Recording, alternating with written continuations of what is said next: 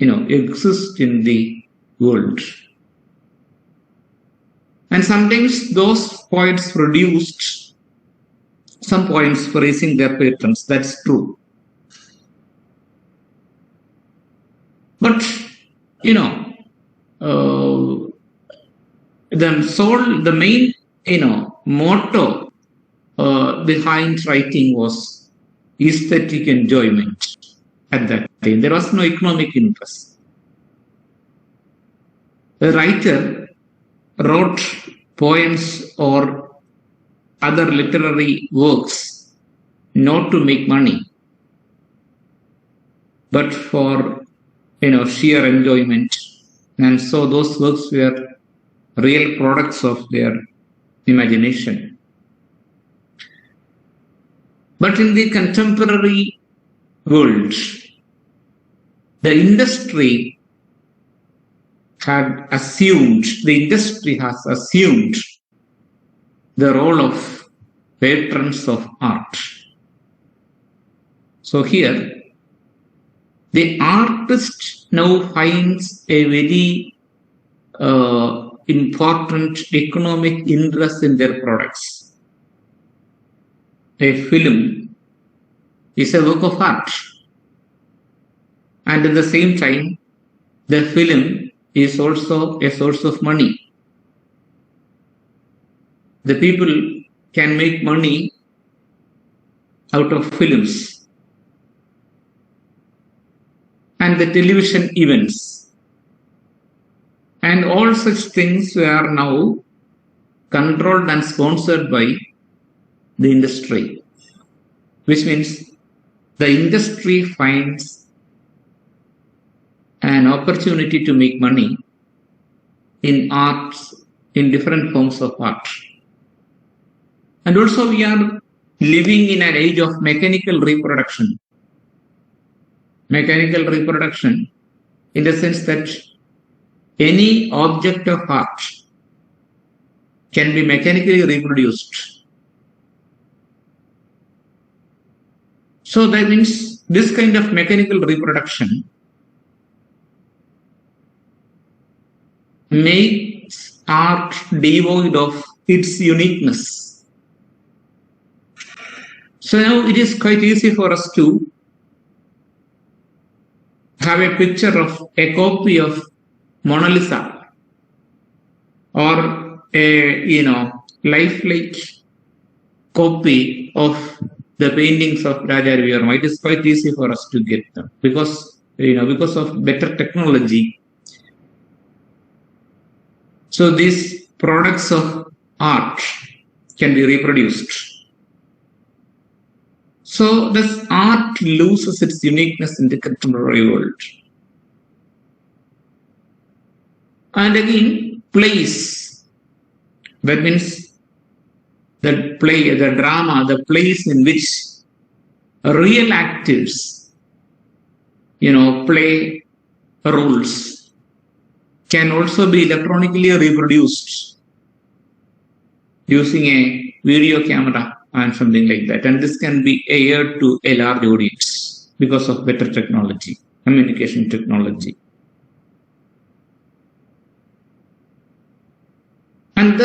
And music. And in the past, we had to be physically present at the place where the concert was going on. And so we were able to listen to the real, voice of the musicians during those days. Still again, we can see because of our technology, better technology, music can be recorded and it can be played at any time. So we have now access to music everywhere and, at any time. So this is possible because of technology. Because of all these things, art loses its uniqueness. And so the industrialist finds an opportunity to make money out of these kind of products of art. And in the Hollywood film industry, they mobilize millions and billions of dollars to make big budget films, like the films of Steven Spielberg, and like the film The Titanic. So they mobilize huge amount of money for the production of films, and they are sure that they will definitely make money. That is again 10 times or 20 times bigger than the amount they spent for the production. So this is possible. And so industry finds an opportunity in the production of art forms. So that's why these art forms are actually, I mean, these are the products of culture, cultural products. These cultural products are now made by the industry. So they are industrial products. They are no longer works of art, but now they are products of industry. They are industrial products. Just like our talcum powder, toilet soap, or any other consumables. So they are also a consumable commodity. The products of art are also consumable commodities. So culture has become a kind of commodity which can be sold and bought in the capitalist market. And the industry is interested in culture because of two facts. One is that they are able to make money out of it. They are able to make money out of,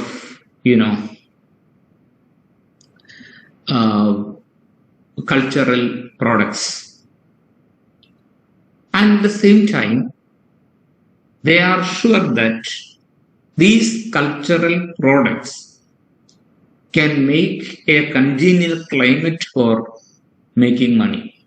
So, not only they are able to make money, but also they are able to make a congenial climate for making money. So that is it.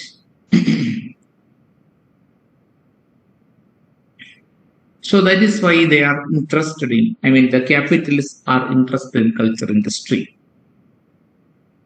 So now, let us see the main arguments in the essay. So here, Adorno and Horkheimer said that our culture is dominated by commodities produced by the culture industry.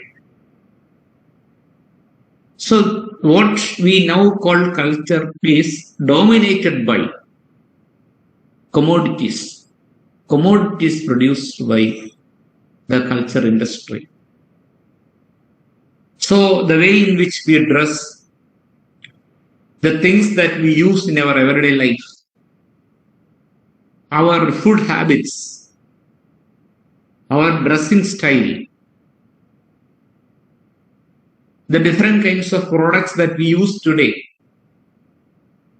these are all, again, the result of a kind of cultural manipulation. Because we cannot stand apart from these changes in culture. So we get these kinds of ideas. We get these kinds of ideas from the television, from social media networks, from the internet, from the newspapers, from blogs, fashion magazines, and the like. So that means these cultural products, influences. And so they are definitely, they are purport to be democratic, individualistic, and diversified. But at the same time, they are authoritarian, conformist, and highly standardized. So sometimes we feel that these things are democratic because they are accessible to all the people of the world. This culture industry, they are actually democratic because it is their products can reach all the people of the world. But at the same time, it is not true. They are highly authoritarian, conformist, and highly standardized. So that means there is a tendency to standardize the people within culture industry. So we feel that they are democratic because people all over the world have access to culture industry. So we can watch the films of Steven Spielberg, or we can watch the cartoons, or we can watch films, hit films in from our home.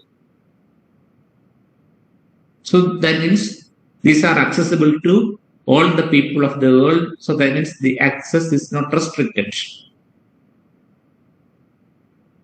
So thus we can say that they are purport to be democratic and diversified, but at the same time, these are on another aspect authoritarian, conformist, and highly standardized.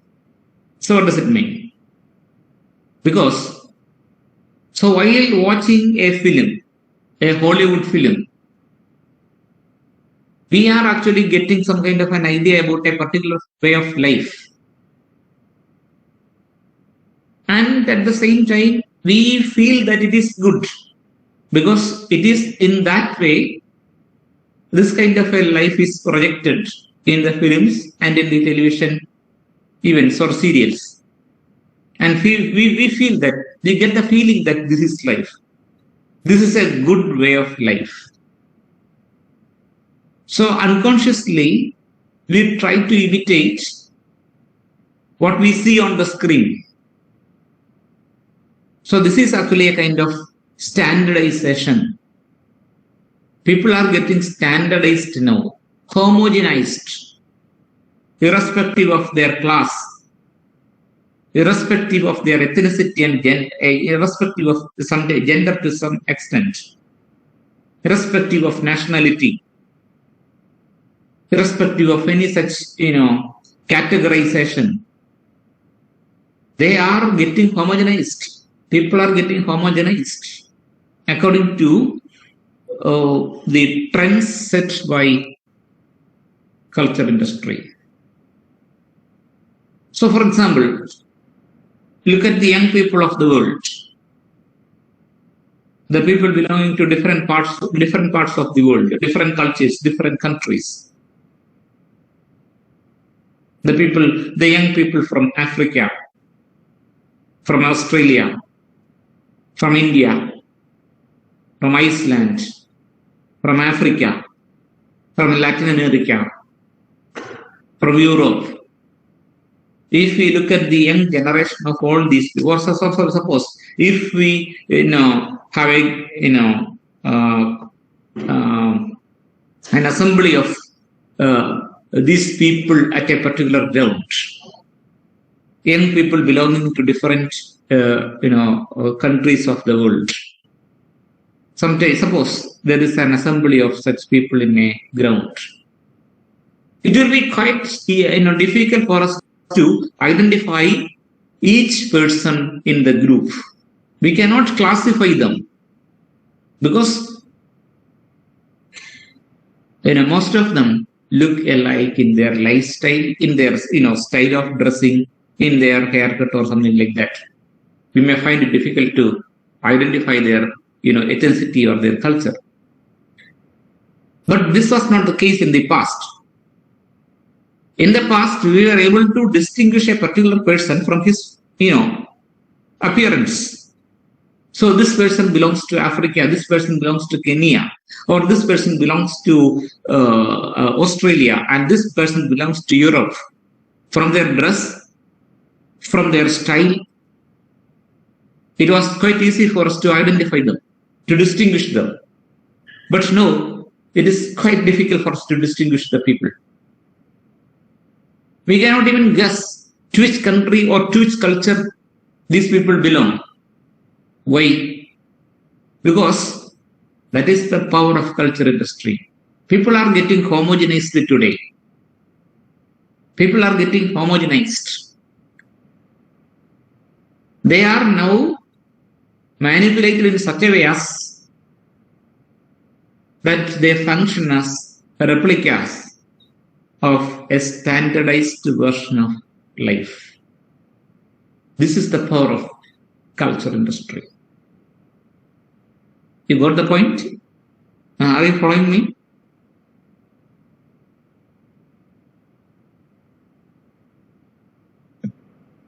Is it clear? If it is clear, we shall proceed to the next point.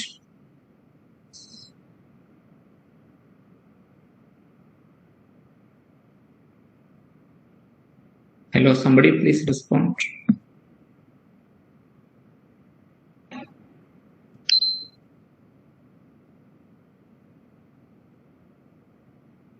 Nancy. Okay. Okay. The last point is that there is a homogenizing tendency in contemporary culture, industry, contemporary world culture. So that means people are getting homogenized. They lose their cultural heterogeneity, and now instead of a kind of cultural heterogeneity, we can see only a cultural homogeneity.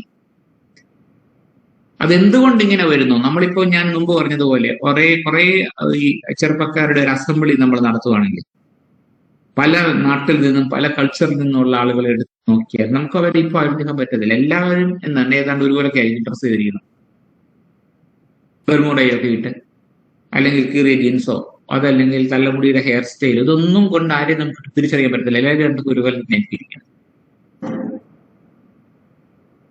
But this was not the case in the past. From the dress, from the appearance, it was quite easy for us to identify a particular person with a particular ethnicity. Because there was cultural heterogeneity in the past. But that cultural heterogeneity is lost now because people are now getting standardized. And who was responsible for this kind of a standardization? And so we can say that it is only through culture industry that this kind of standardization was possible.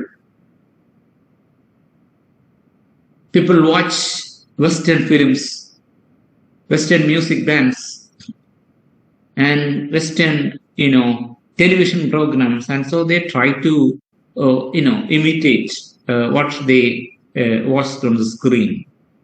So this a fashion trend evolves. Is it clear now? Gayatri, ഞാൻ പറയുന്നത് മനസ്സിലാകുന്നുണ്ടോ?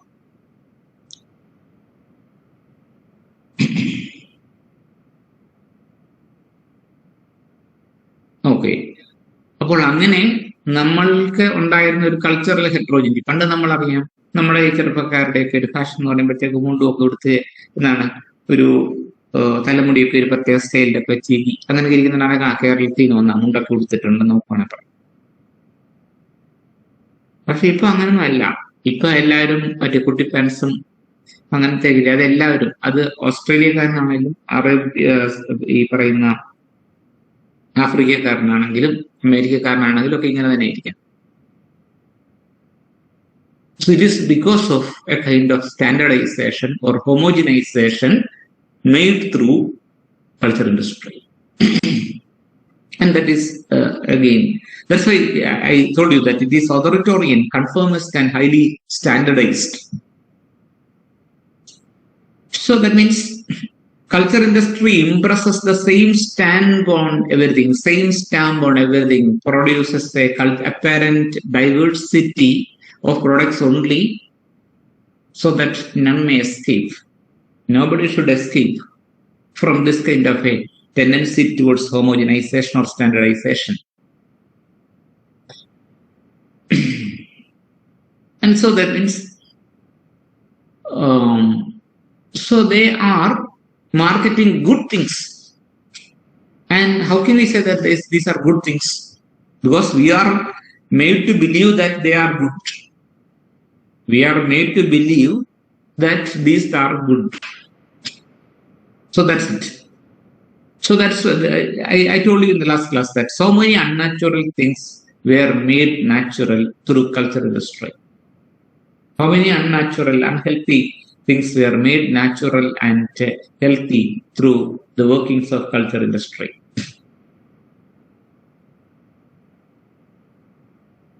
And then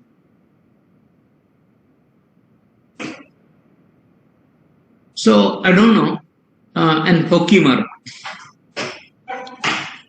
replaces the term mass culture with culture industry. The first they preferred the term mass culture, but later they changed it to culture industry.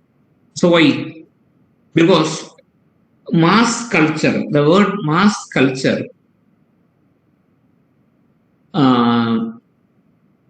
can or may make a misunderstanding that this culture comes from the masses.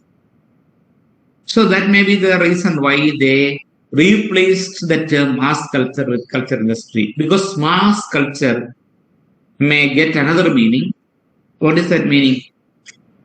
The meaning is that it comes from, mass culture comes from the masses. But this is not true. This is a culture imposed on the masses.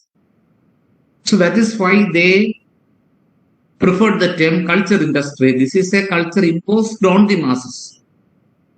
And that is why they preferred the term culture industry. And then, so these products, culture industry's products are deliberately made for consumption. So that means consumption is very important in the capitalist society. So they, India's products are meant for consumption, and so naturally they.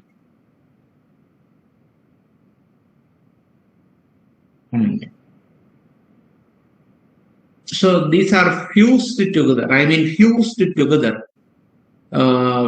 For consumption. So they are meant for consumption. So that means products are made into consumable through culture industry. So it is because of the power of culture industry that products are marketed and products are circulated in the market. So in short, we can say that culture is also manufactured. So culture is also manufactured. And so an entire system of society was controlled by this kind of a manufactured culture. And then here we can see a loss of distinction between high and low art. High and low art. And in the past there existed that kind of a distinction between a high art and a low art. And now there is no distinction between high art and low art. Both are now controlled by the industrial society, that is late capitalism.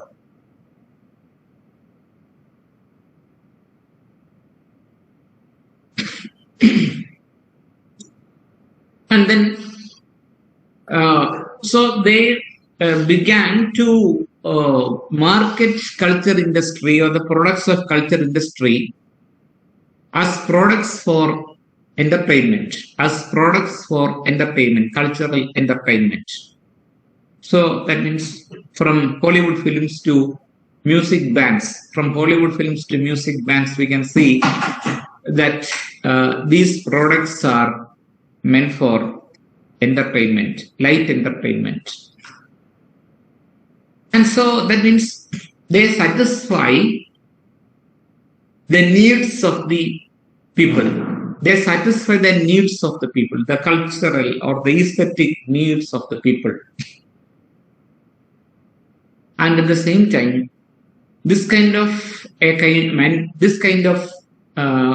popular culture, which is designed by the capitalist society, is an effective means to control the people also. And this is how popular culture evolved. Popular culture. So what is popular culture? A culture well liked by the people. So that is popular culture. A culture which is popular, a culture well liked by the people, that means the majority of the people of a particular society. That's what's called the popular culture. And there can be other sorts of culture, but popular culture is perhaps the only one that is well liked by the people of the almost all the people of the society. And this is how a popular culture evolved. And this popular culture can be seen everywhere, in music bands, in television advertisements, in television serials, and in films. So there is popular cinema. Almost all the commercial films are popular cinema. They belong to popular culture. And then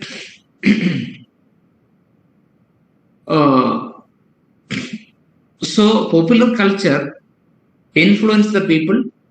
It is well liked by the people because it is produced in such a way as to cater to the aesthetic needs of the majority of the people. And then sometimes these products, cultural products, take the appearance of artwork. They take the appearance of artwork. But at the same time, they are dependent on industry and economy, which means they are subjected to the interests of money and power. So we have the feeling that, or in appearance, they give us the feeling that these are pure artworks. But at the same time, they cannot be studied or analyzed apart from the economic structure that produced them. So that is it. So sometimes a film, we may say that this is a film. This is a pure work of art. We may feel that. But at the same time, we should not forget the fact that this is also produced by a capitalist. This is a product made by a capitalist. Take the case of the Hollywood film. The most important, one of the major companies of the world is the 20th Century Fox. The 20th Century Fox has created a lot of commercial success in films. A lot of commercial success were marketed by the 20th Century Fox. And the 20th Century Fox, that company, was owned by whom? Who was the owner of that company? The 20th Century Fox. An American multi-billionaire, Rupert Murdoch. And he was also the owner of the Star Network. Rupert Murdoch, Star Network. And also even our Asianet is now part of the Star Network because they have bought the channel, that is the Star Television has bought the channel, Asianet, which is actually very popular in our country. So we have to remember the fact that the films, though they appear to be independent artworks, but we should not forget the fact that they are also produced by a capitalist, produced by an industry. So the ultimate motto of the capitalist is to make money. And so they will never market a film or a cultural product that undermines or that may undermine the foundations of the capitalist economy. So that's it.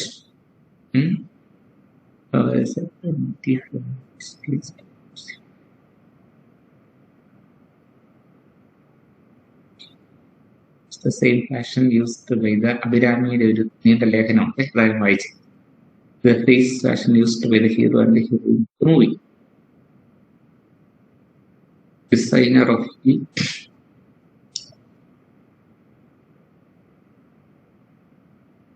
okay, so that's it. Film. So every film introduces several kinds of fashion trends, and these fashion trends or fashion consumables are available in the market. So we get the feeling that if we use those artifacts or those products, we may also become like the heroines or heroes of the film. So this kind of a false idea is propagated by popular culture. And all products of culture industry are designed for profit. So that's the thing. All the products are designed for profit. So this means that every work of art is turned into a consumer product. Every art product is turned into a consumer product and is shaped by the logic of capitalist rationality. Every product is shaped by the logic of capitalist rationality, which means now art is no longer autonomous. Art is no longer autonomous, but it is rather a commodified product of economic relations of production. So we cannot analyze a work of art apart from the economic relations of its production. So art has lost its autonomy. So art is now no longer autonomous, but it is rather commercially co-produced. It's a commodified product. And this is what Adorno and Herkomer, reinforced in their essay.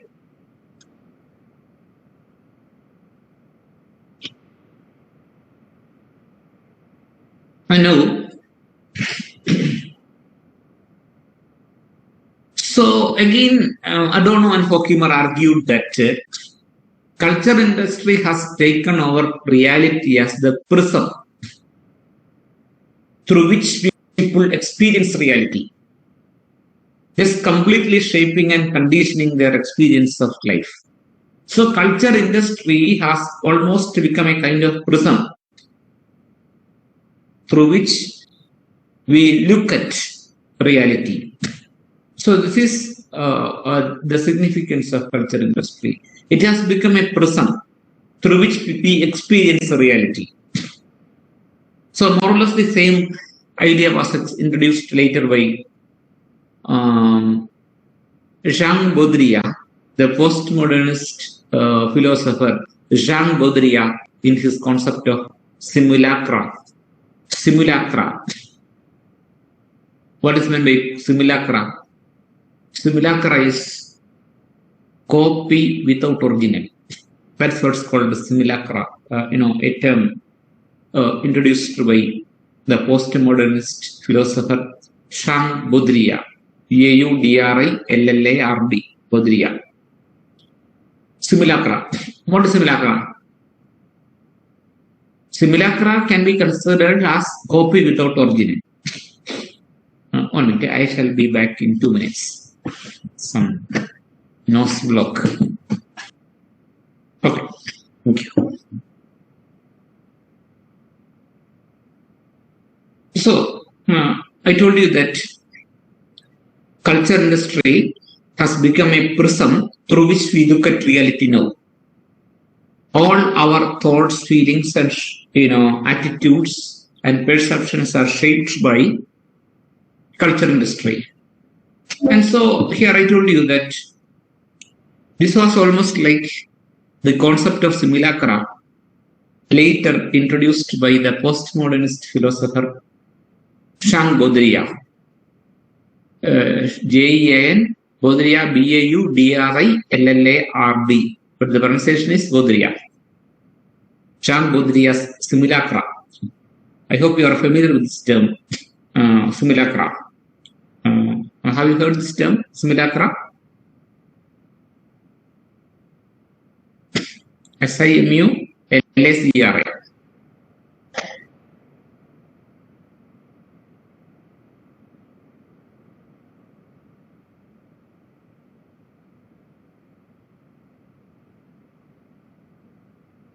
Okay. Can you see the PPT now?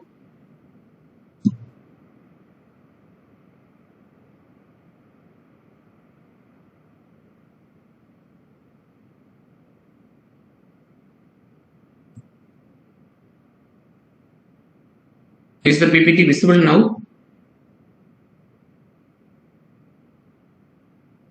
Okay. ഞാൻ എന്താ ചോദിച്ചാൽ സിമുലാക്ര എന്ന് പറഞ്ഞൊരു സംഭവം നിങ്ങൾ കേട്ടിട്ടുണ്ടോ?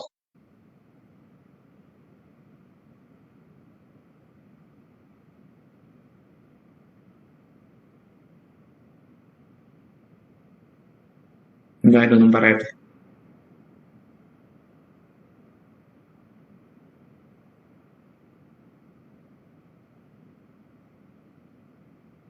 Okay. So what is simulacra? Simulacra is copy without original. So now, according to so this was a very there's a recent concept in this way. I mean, compared to culture industry, this is a recent simulacra, maybe introduced in the 1970s or the 80s. So here, simulacra is copy without original. And so we are living in a world in which there are only copies without original. No original, but only copies. Which means we are living in an age of not reality, but hyper reality. We are living in the age of the hyper real, not the real, but the hyper real, which is created by technology. So technologically augmented images are there, and these technologically augmented images are transported to our brains every day through the television, through the internet, through the mobile phones and such networks. This is what another contemporary philosopher, Paul Virilio, has said as the logistics of perception. Logistics of perception, a term used by Paul Virilio. That means the television is actually transporting a kind of logistics of perception to our home, and every moment we are being bombarded with hundreds and thousands of images from our mobile phones, from the television, from the internet. We are being bombarded with hundreds and thousands of images. And now these images help us to live in a world of the hyper-real, not in a world of the real, but in a world of the hyper-real. And now hyper-reality or virtual reality has almost replaced what we considered as the real. So now reality has been replaced by the virtual reality, or what is called the hyper-real. So this is what Baudrillard said as simulacra, copy without original. So, ഇപ്പോൾ ഈ നിങ്ങൾ T വിയിലെ advertisements ഒക്കെ നോക്കിക്കോ, കണ്ടിട്ടില്ലേ? ഈ ഹോർലിക്സോ ബോൺവിറ്റയോ ഏതാണ്ട് കുടിച്ചു കഴിയുമ്പോഴത്തേക്കിന് ബ്രെയിനകത്തൂടി ഇങ്ങനെ നീല വെളിച്ചം കടന്നു പോകുന്നതും അതിങ്ങനെ കത്തുന്നതും ഒക്കെ നമ്മൾ കാണും. നമ്മൾ വിചാരിക്കുന്ന എന്താ, ഇത് കുടിച്ചു കഴിയുമ്പോൾ ഇതിനകത്തൂടെ ഒരു പ്രകാശം കടന്നു പോകുമായിരിക്കും എന്നൊക്കെ നമുക്ക് തോന്നും. സോ ദാറ്റ് മീൻസ് അതിന്റെ ഒറിജിനൽ എന്താണെന്ന് നമ്മളോട് ചോദിച്ചാൽ കൈമലത്താനേ പറ്റത്തുള്ളൂ. അങ്ങനെ ഒറിജിനൽ ഇല്ല. This is an electronically produced copy.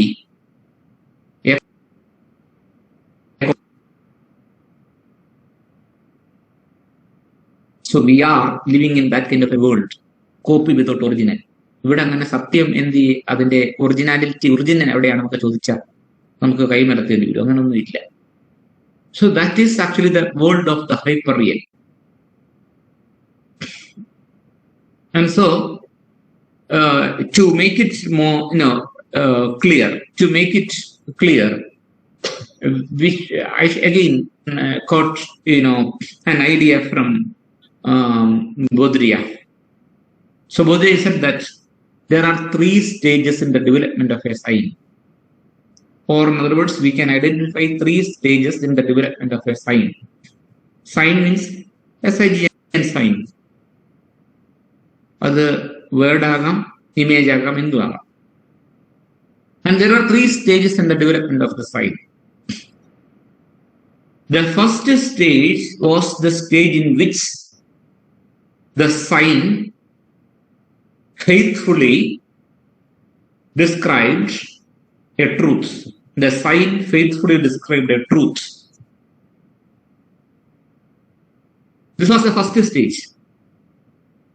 But in the second stage, the sign was there, so was the truth. But at the same time, the sign was not a faithful portrayal of the truth, but a distorted portrayal of the truth. The sign distorts the real. This was the second stage of the second stage in the development of the sign. And the third stage is that the truth no longer exists, but the sign is there. Only the sign is there. And this sign cleverfully cleverfully masks the disappearance of the truth. So these are the 3 phases in the development of the sign. And the last phase is the simulacra, the hyperreal.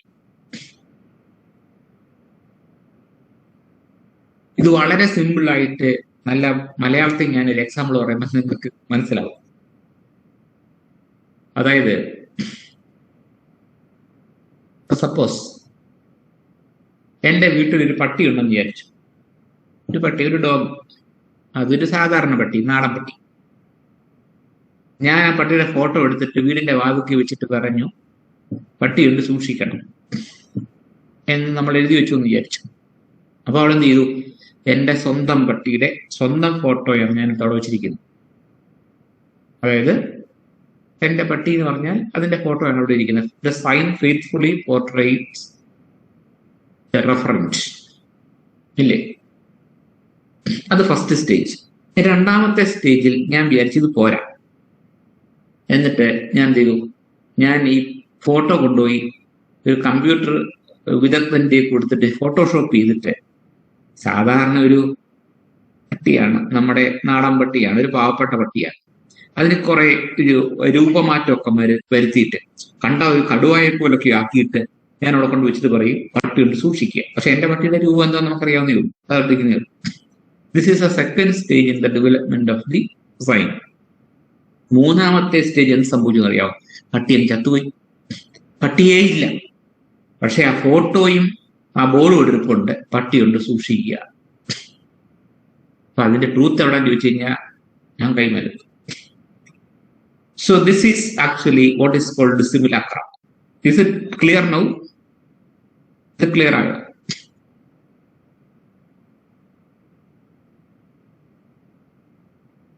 ആരും മിണ്ടുന്നില്ല.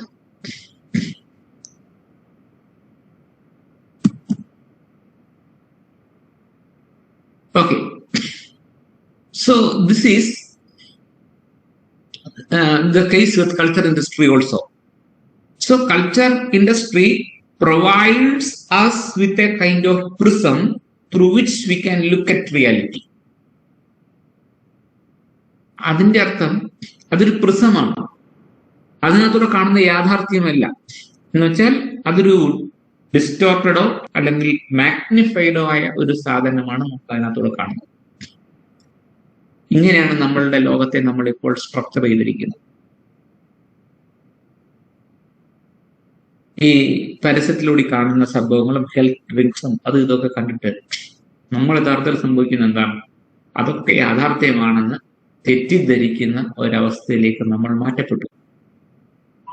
So that means this culture industry has taken over reality as the prism through which people experience reality. So that very concept of reality is now under question. So again, another thing is that the culture industry keeps the people busy. It keeps the people busy. And this is how they put it. That is, I don't know how Kimmer put it.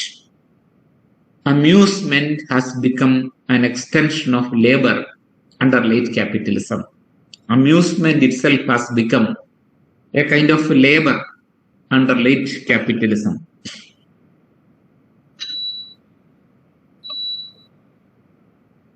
So what does it mean?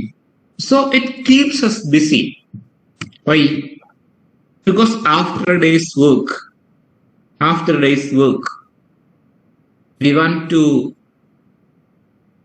we want some kind of a rest and relief. So naturally, what would we do? Switch on the television and sitting in front of the television. And so now we become again busy watching what is offered through the television. So this television keeps us busy. So this again, നമ്മൾ അടുത്ത ജോലിയിലേക്ക് കടന്നു. What is that labor? Amusement. We are actually having amusements in front of the television. So the thing is that popular culture appears to be offering a kind of refuge and distraction for work. But in fact, it causes the worker to further dwell into a world of products and consumerism. The only freedom culture industry has to offer is freedom from thinking. So that's it. Popular culture, so we feel that. So what is wrong in watching television after a tedious work? നമ്മളൊരു ഭയങ്കര ജോലി ചെയ്തു, ഒരു software company ജോലിയായിരുന്നു. ജോലി കഴിഞ്ഞ് തളർന്നു വന്നു, ഇച്ചിരി നേരം ടി വി കാണാം എന്ന് പറഞ്ഞ് ടി വി വെച്ചു. നമ്മളിരിക്കുന്ന അതിനകത്ത് തന്നെ ടി വി കാണുമ്പോൾ ഒരു രസമല്ലേ എന്നൊക്കെ നമ്മൾ തോന്നും. ചുമ്മാ തോന്നൽ മാത്രമാണ്. കാരണം again the person becomes busy watching products and consumables on the screen. So this is how capitalism keeps people busy. This is how capitalism keeps people busy. പകല് മുഴുവൻ ജോലി ചെയ്തു in the capitalist machinery. അത് കഴിഞ്ഞതിന് ശേഷം വീട്ടിൽ വന്നപ്പോഴത്തേക്കിന്നെ നിങ്ങളെ സന്തോഷിപ്പിക്കാനായിട്ട് ഞങ്ങൾ കുറെ സാധനങ്ങൾ കാണിച്ചു തരാമെന്ന് പറഞ്ഞിട്ട് നമ്മൾ എന്ത് ചെയ്യുന്നു? ടി വി കാണും. ടി വി കാണുമ്പോൾ അതിൽ കാണുന്ന അഡ്വർടൈസ്മെന്റ്സ് മാത്രമല്ല ഈ കൺസ്യൂമബിൾസുമായിട്ട് ബന്ധപ്പെട്ടത്. അതിനകത്ത് കാണുന്ന ഓരോ സംഗതികളും, അതിനകത്ത് കാണുന്ന സീരിയല്, സിനിമ, അതൊക്കെ എന്താണ്? They are indirectly or unconsciously teaching us or introducing to us new products and new artifacts. And now the culture industry is no longer giving us freedom from working or freedom from a tedious job. The only freedom offered by culture industry is freedom from thinking. The only freedom offered by culture industry is freedom from thinking. അതായത് നിങ്ങൾ ചിന്തിക്കരുത്. ചിന്തയിൽ നിന്ന് നിങ്ങളെ ചിന്തിക്കുന്നതാണ് പ്രശ്നം. ആ ചിന്തകളിൽ നിന്ന് രക്ഷപ്പെടാൻ വേണ്ടി ആണ്, നിങ്ങളെ രക്ഷിക്കാൻ വേണ്ടിയാണ് ഞങ്ങൾ എന്ത് ചെയ്യുന്നത്, ഈ കൾച്ചർ ഇൻഡസ്ട്രി ഓഫർ ചെയ്യുന്നത്. നിങ്ങൾ ചിന്തിച്ചാൽ ആർക്കാണ് കുഴപ്പം? ഞങ്ങൾക്കാണ് കുഴപ്പം. കാരണം എന്താ, രാവിലെ മുഴുവനും ജോലി ചെയ്തപ്പോൾ ഞാൻ എന്തിനാണ് ഇങ്ങനെ ജോലി ചെയ്യുന്നത്, ആരാണ് ഇതിന്റെ മെച്ചപ്പെടും, ഇങ്ങനെയൊക്കെ നമ്മൾ ആവശ്യമില്ലാത്ത ചിന്തകളൊക്കെ നമ്മുടെ മനസ്സിലേക്ക് വരത്തില്ല. എന്തിനാ അതൊക്കെ ചിന്തിക്കുന്നത്? So again the same machinery wants to keep you busy. അതിനു വേണ്ടിയാണ് എന്താണ് ഈ കൾച്ചർ ഇൻഡസ്ട്രി ഇട്ട് വരുന്നത്. So the only freedom offered by culture industry is the freedom from thinking. ചിന്തിക്കരുത്. നിങ്ങൾ ചിന്തിക്കുന്നതിൽ നിന്നുള്ള ഫ്രീഡമാണ് ഞങ്ങൾ തരുന്ന culture industry. So this is what the capitalist thinks. So പണ്ടൊരു സർവേയില് ഈ ഓരോ ആക്ടിവിറ്റി ചെയ്യുമ്പോഴും നമ്മുടെ ശരീരത്തിൽ നിന്നൊരു കുറച്ച് കാലറി വേസ്റ്റ് ആവും. നമ്മൾ ഓടുമ്പോഴോ നടക്കുമ്പോഴോ ചുമ്മാ ഇരുന്ന് ചിന്തിച്ചാൽ പോലും നമ്മുടെ മനസ്സിൽ, നമ്മുടെ ശരീരത്തിൽ നിന്ന് കുറച്ച് കാലറി വേസ്റ്റ് ചെയ്യും ആവും. പക്ഷെ ഒരു ശകലം പോലും കാലറി വേസ്റ്റ് ആകാത്ത ഒരൊറ്റ പണിയുണ്ടെന്ന് റിസർച്ചേഴ്സ് കണ്ടുപിടിച്ചിട്ടുണ്ട്. അതേത് പണിയാണെന്നറിയാമോ? Watching television. ഒന്നും വേണ്ട, ചിന്തിക്കുക പോലും ഇല്ല. കാരണം എന്താ, അവിടെ തന്നെ എല്ലാം ഉണ്ടല്ലോ. Everything is offered on the screen. അപ്പോൾ ചിന്തകൾ പോലും എന്താണ് മനസ്സിൽ നിന്ന് മാറ്റി നിർത്തി. So this is how people are kept busy by capitalist culture with the help of culture industry. Is it clear now?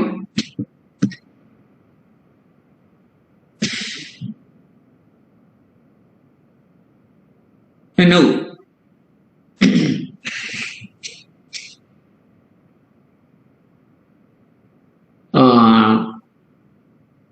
so that means the word industry should not be taken too literally.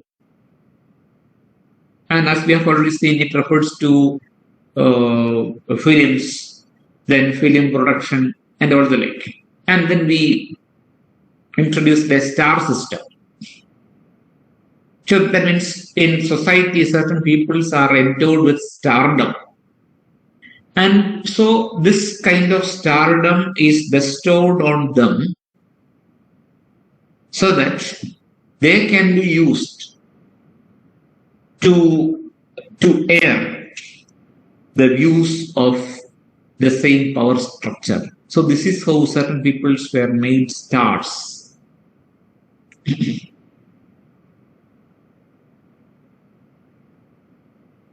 And then so this is also what we discussed. So in culture industry, it has an inner logic. The inner logic of promoting certain goods. Inner logic of promoting certain goods or certain, lifestyles. So this.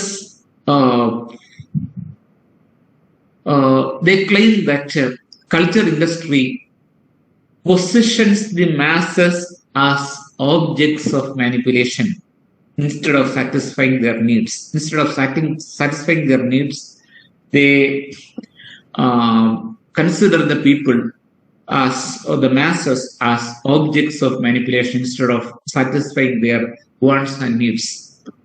So they turn the people into passive and subordinated subjects. They turn the people into passive and subordinated subjects.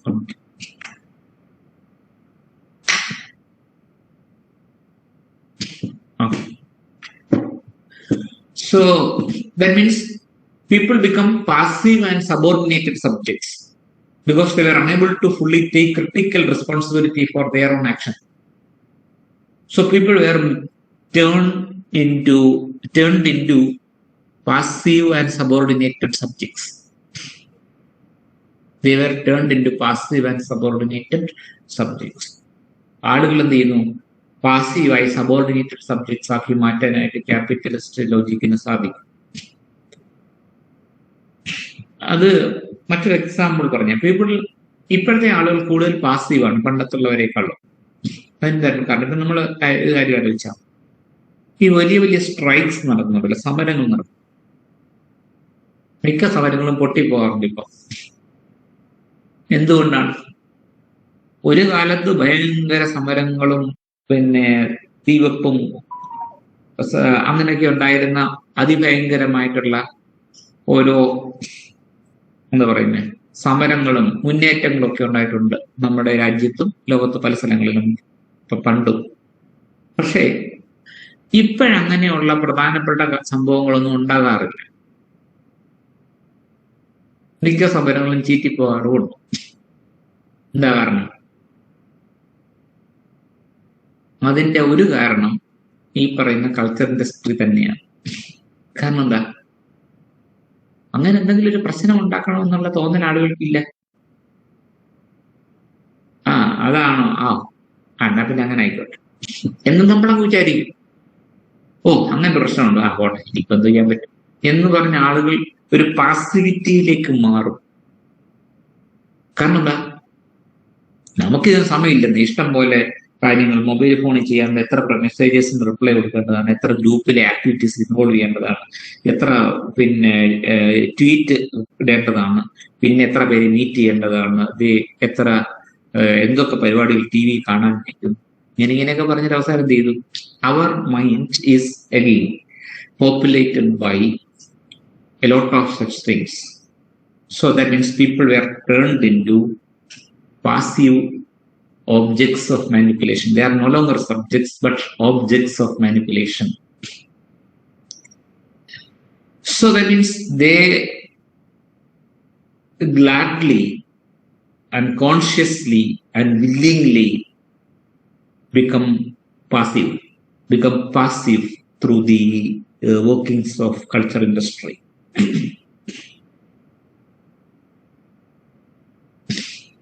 And then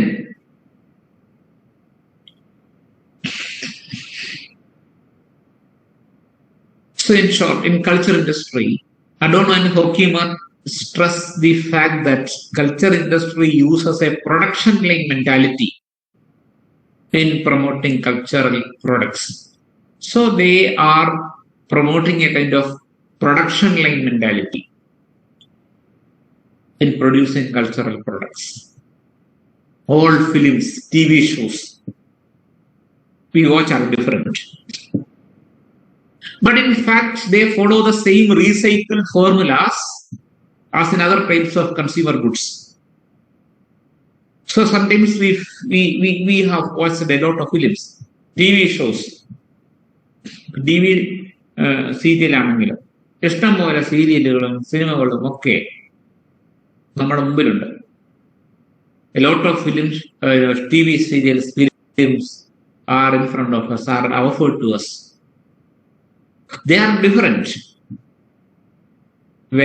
how only in appearance. They are different only in appearance because they contain the same recycled stuff. They contain the same recycled stuff. That's it. So take the case of any television show or film. So we can see that the good-looking actors, and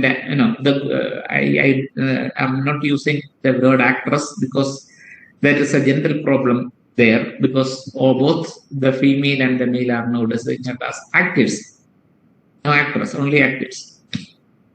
So good-looking actors are there on the screen,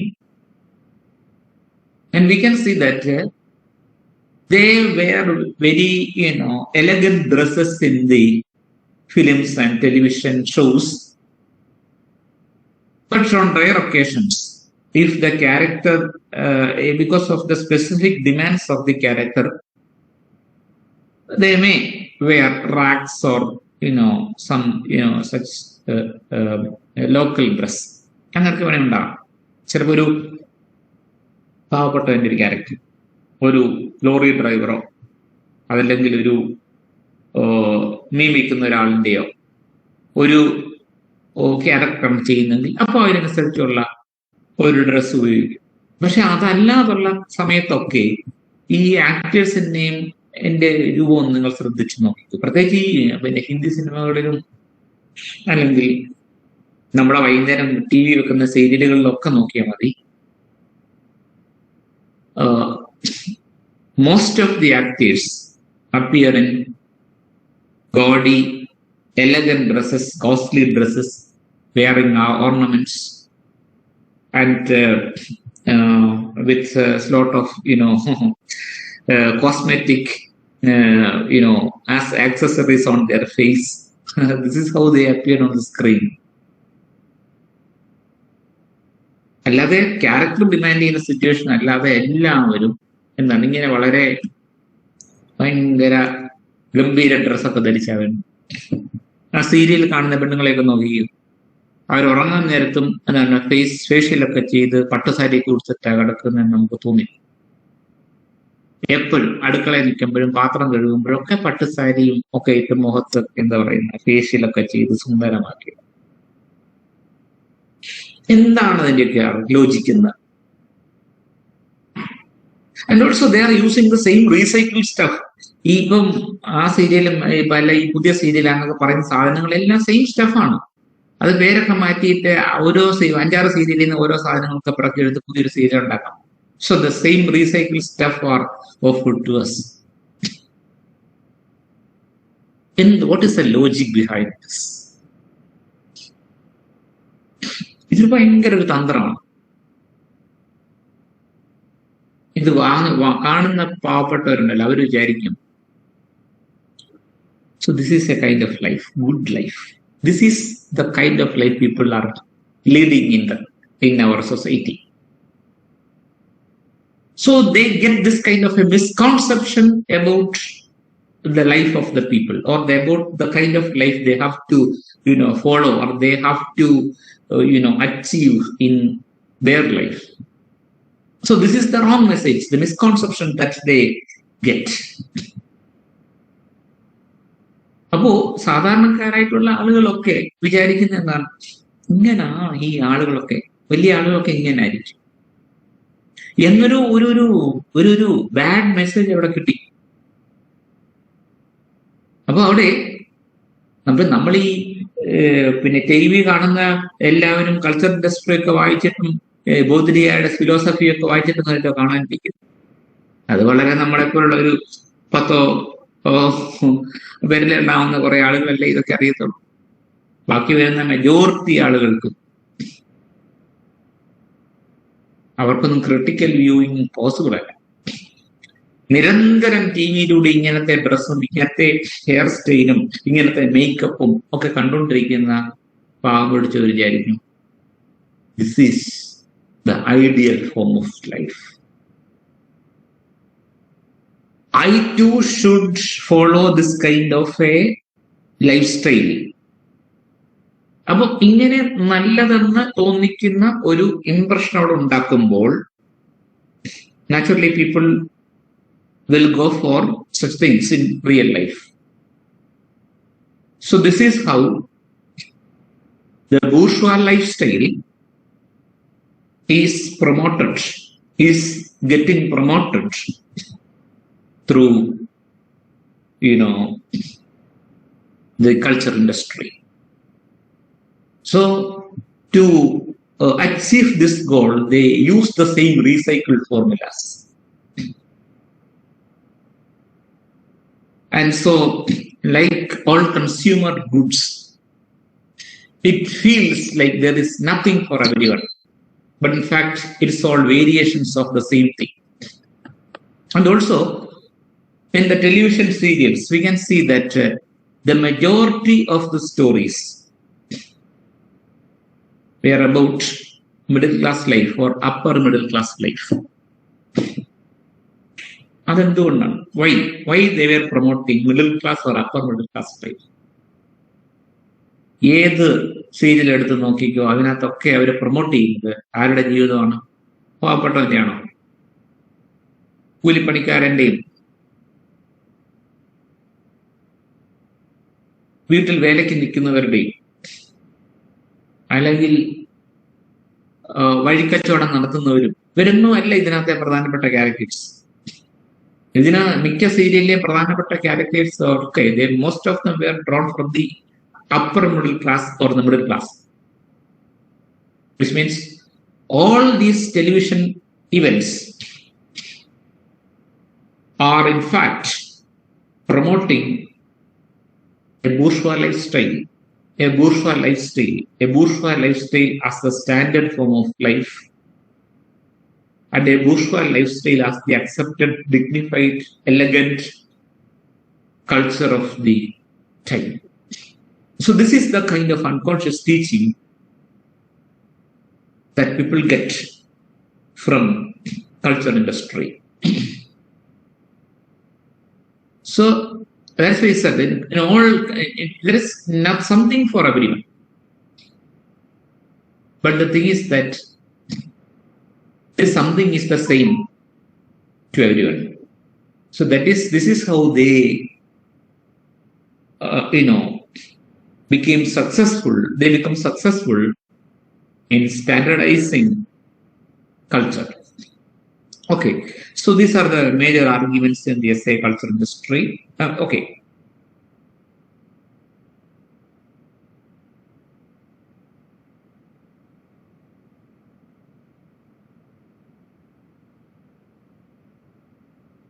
Okay, this is actually the same as we discussed in the last slide.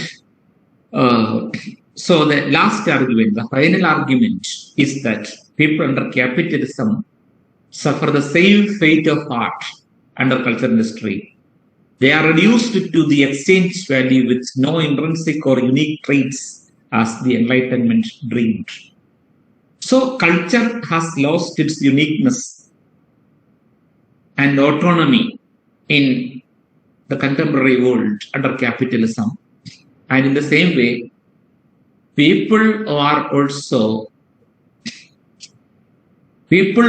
have lost their uniqueness, and they are getting standardized in contemporary culture. So this is the final argument of the essay culture industry. I know if you have doubts or comments, we can discuss them now.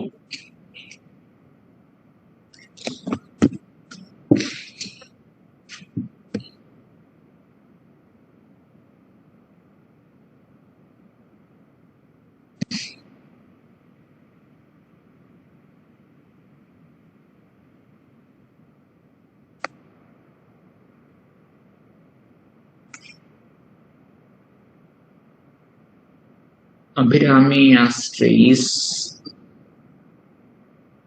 simulacra something like stimulation theory? Stimulation theory in theory, simulation, SIMULATIO, simulation എന്ന് പറയുന്നത് സിമുലാക്രയുടെ മറ്റൊരു പേരാണ്, stimulation. Abhirami ഉദ്ദേശിക്കുന്ന സൈക്കോളജിയിലെ stimulation ആണെങ്കിൽ അതൊന്നുമല്ല. This is simulations, that is augmented, technologically augmented or virtual reality. So that is it.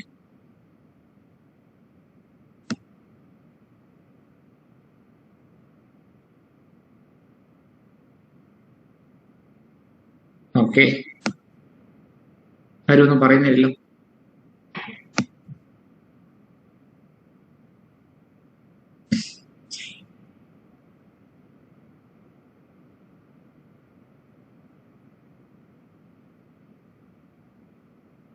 If you have doubts, you can ask me.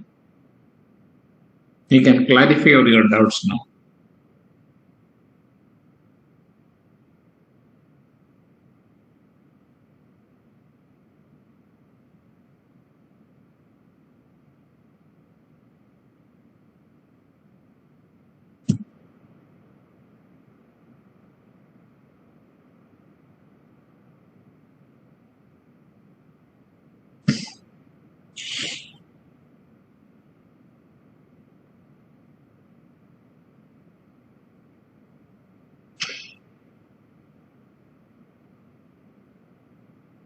Criticising capitalist. But sir, അവർ പിന്നെ എന്താണ് ടിവിയിലും മറ്റും കാണിക്കേണ്ടത്? ഗായത്രി ക്യാപിറ്റലിസ്റ്റുകളുടെ ഭാഗത്താണെന്ന് തോന്നുന്നല്ലോ. അല്ല, ക്യാപിറ്റലിസത്തിന് ഒത്തിരി മെച്ചങ്ങളുണ്ട്, അതിനൊന്നും അതൊരു സംശയമുള്ള കാര്യമല്ല. ഇതൊന്നും വലിയ എന്താ പറയുന്ന സംഭവങ്ങളാണല്ലോ പറഞ്ഞത്. പക്ഷെ ഇതിന് ഇങ്ങനെ ഒരു ഡയമെൻഷൻ ഉണ്ടെന്നേ നമ്മൾ പറയുന്നു. ഈ കാണിക്കുന്ന സംഭവങ്ങൾക്കൊക്കെ അങ്ങനെ ഒരു ഡയമെൻഷൻ ഉണ്ട്. എന്റെ അർത്ഥം ക്യാപിറ്റലിസത്തിന് ഈ ലോകത്തൊന്ന് അടിച്ചുപൊളിക്കണമെന്നല്ല എൻ്റെ അർത്ഥം. അത് പിന്നെ ഓർത്തഡോക്സ് മാർക്സിസത്തിന് അങ്ങനെയൊക്കെയുള്ള ചിന്താഗതികൾ ഉണ്ടായിരുന്നു. പക്ഷെ അത് പോസിബിൾ ഒന്നുമല്ല. ക്യാപിറ്റലിസത്തിന് ഒത്തിരി മെച്ചങ്ങളുണ്ട്.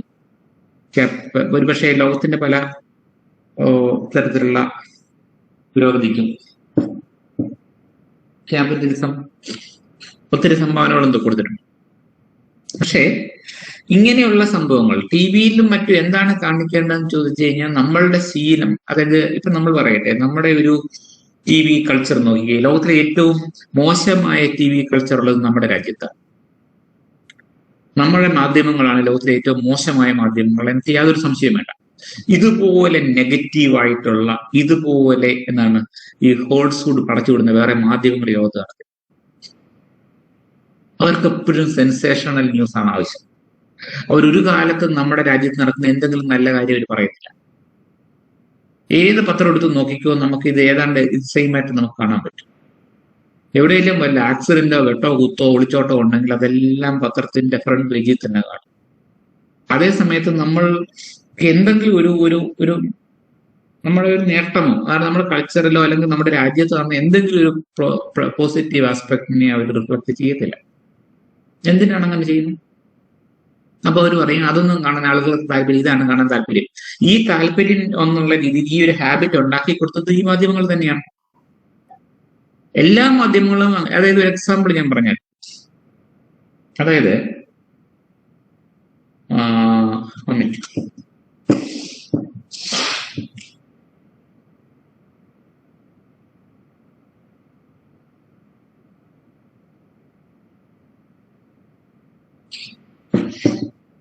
ഞാന് ഒരു എക്സാമ്പിൾ പറഞ്ഞാലേ, ഈ ഏതാണെന്ന് ഞാൻ കൃത്യമായിട്ട് ഓർക്കുന്നില്ല, മംഗൾയാനാണോ അതോ ചന്ദ്രയാനാണോ എന്ന് ഓർക്കുന്നില്ല, എന്തോ ഒന്നിന്റെ ലോഞ്ചിങ് നടക്കുകയാണ്. അപ്പൊ അന്ന് നമ്മുടെ നാഷണൽ ചാനൽസ് ഒക്കെ ഇത് പറയുന്നുണ്ട്, ഇതുപോലെ കൗണ്ട് ഡൗൺ തുടങ്ങി. വൈകുന്നേരം കൗണ്ട് ഡൗൺ തുടങ്ങി, രാവിലെയാണ് ഇതിന്റെ ലോഞ്ചിങ് നടക്കുന്നത്. അപ്പോ പല നാഷണൽ ചാനൽ കുറച്ചൊക്കെ ഇതിനെ പറ്റി പറയുന്നുണ്ട്.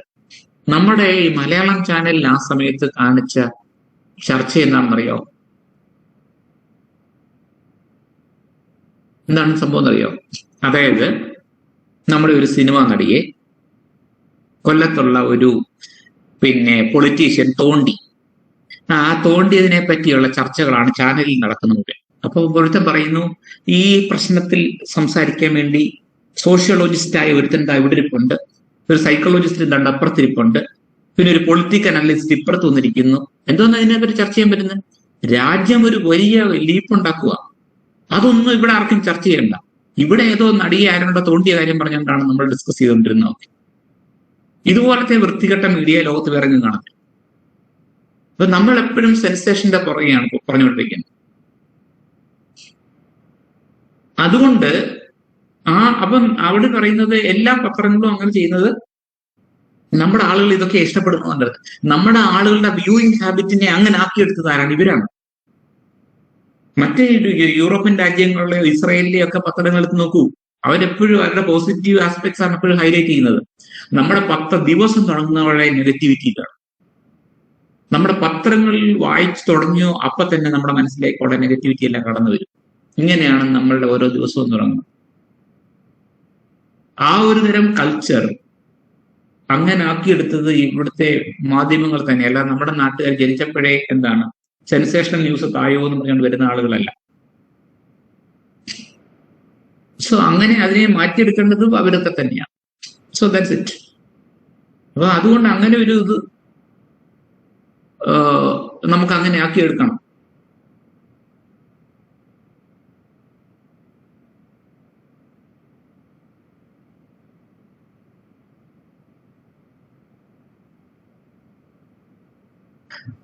അതെ അതെ, ഇവരൊക്കെയാണ് നമ്മുടെ heroines. Sunanda, Swapna. Okay okay. ഇതൊക്കെയാണ് നമുക്ക് ഭയങ്കര താല്പര്യമുള്ളത്. അവര് വേണമെങ്കിൽ ഗ്രാഫൊക്കെ വരച്ചു വരും, ഇന്നാൾ ഇതുവഴി പോയി, ഇല്ല അതുവഴി പോയി എന്നൊക്കെ പറഞ്ഞു. സോ ഇതൊക്കെ ഒരു എന്ന് പറയുന്നത് ഒരു തരത്തിലുള്ള മറ്റൊരു തരത്തിലുള്ള ഒരു മാനിപ്പുലേഷൻ തന്നെയാണ് അവിടെ നടക്കുന്നത്. പ്രത്യേകിച്ച് ഈ സ്ത്രീകൾ ഇൻവോൾവ് ചെയ്ത ഈ അങ്ങനത്തെ പ്രശ്നങ്ങളുണ്ടല്ലോ, അതിനൊക്കെ ഇവർക്ക് ഭയങ്കര കവറേജാ പത്രക്കാർ കൊടുക്കുന്നത്. എന്തിനാണ് ഇങ്ങനെ കൊടുക്കുന്നത്? അതൊരു പെണ്ണായതുകൊണ്ടോ? സോ ഇങ്ങനെയൊക്കെയുള്ള ഓരോ ഒരു ബാഡ് ട്രെൻഡ്സ് സെറ്റ് ചെയ്യുന്നത് ഇതാണ്. അതേപോലെ തന്നെയാണ് ഈ കൾച്ചർ ഇൻഡസ്ട്രി എന്ന് പറയുന്ന സംഗതി നമ്മളെ ഷേപ്പ് ചെയ്യാൻ പറ്റും. നമ്മൾ എന്ത് ചിന്തിക്കണം, എന്ത് കാണണം, എന്താ നമുക്ക് കാണേണ്ടത് എന്നൊക്കെയുള്ളത് അവർ തീരുമാനിക്കുന്ന പോലെയാണ് നമ്മളെ മുന്നിൽ എത്തിക്കുന്നത്.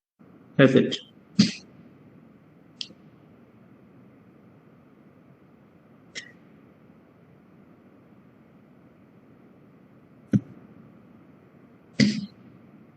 ഓക്കെ, അതെ. അനന്തപരമാൻ പറഞ്ഞല്ലോ റേറ്റിംഗ് കൂടും. എന്തിനാ റേറ്റിംഗ് എന്ന് പറയുന്ന അവരുണ്ടാക്കുന്ന ഒരു സിസ്റ്റമാണ് ഇത്, ഈ റേറ്റിംഗ് എന്ന് പറയുന്നത്. അല്ലാതെ ഇതൊക്കെ ഈ നെഗറ്റീവ് പോപ്പുലാരിറ്റി എന്ന് പറഞ്ഞൊരു സംഭവമാണ്. നെഗറ്റീവ്, അതായത് ഒരു ആളിനെ നിരന്തരം മീഡിയ കുറ്റപ്പെടുത്തുകയാണെങ്കിൽ നാട്ടുകാരെപ്പോഴും അയാളോടൊപ്പം നിൽക്കും. അതേപോലെ തന്നെയാണ് ഒരു സംഗതിയെ നിരന്തരം മോശമാക്കുകയാണെന്നുണ്ടെങ്കിൽ ആളുകൾ അതിനെപ്പറ്റി റീതിങ്ക് ചെയ്യും. ഒരാളെ പറ്റി നിരന്തരം നല്ലത് പറഞ്ഞുകൊണ്ടിരിക്കുകയാണെങ്കിൽ അതേപോലെ തന്നെ റീതിങ്കിങ് അപ്പോഴും ഉണ്ടാവും. That's it. റേറ്റിംഗ് എന്ന് പറയുന്നത് അവരുണ്ടാക്കുന്ന ഏജൻസി. അവർ പറയും ഇന്ന ആണ്ട് റേറ്റിംഗ് അനുസരിച്ച് ഞങ്ങളുടെ ഇത് കൂടി.